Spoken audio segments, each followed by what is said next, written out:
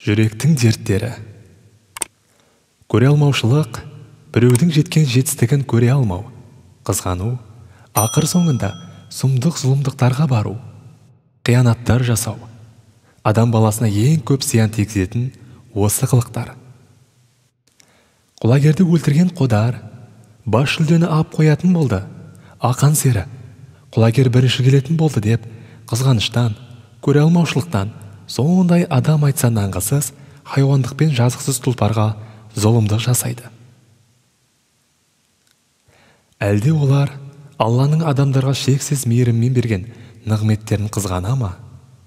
Ниса сүресі 54 аят. Жүрек Аллах жолына бұрылмаса және зікірмен тазаланбаса, қарайып, жамандықты бұйыратын халге түседі. Зікір Аллахты еске алудың, оны түсінудің жүректе ұялап жандануы. Сол арқылы ол жүрек күнәлардан, қателіктерден құтылады. Ол жерде зікір болмаса, қарайып өледі. Нәпсінің әуесқойлығына мойын сынады.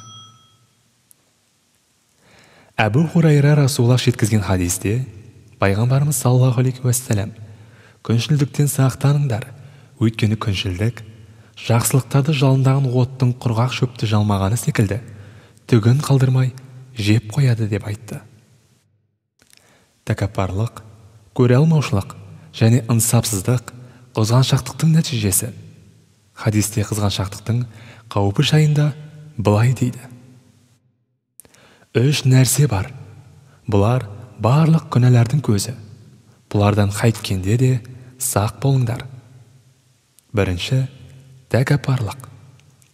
Іблісті Адам алейхиссаламға сәжде еткізбеген тәкаппарлық. Екінші, нысапсыздық. Адам алейхиссалам жәннаттағы тыйым салынған ағашқа итермелеген аш көзділік. Үшінші, көре алмаушылық. Адам алейхиссалам екі ұлының бәрі-бірімен төбелесіп, Қабылдың інісі Әбілді өлтіруіне себепкер көре алмаушылық. Көре алмаушылық жасаған адам Раббысының істегендеріне разы болмай, қарсы келгендей болады. Бірақ қызығушылық көзінде сондай болуды қалау жақсы нәрсе. Көре алмаушылықтың зияны дұшпаннан көрі өзіне көп тиеді. Бұл басқа біреуге тас лақтырып, бірақ лақтырған тасы кері айналып көзіне тиіп, соқыр болған адамға ұқсайды. Ашудан басқа пайдасы жоқ. Нәтижесінде адамды масқаралап, пұшайман етеді.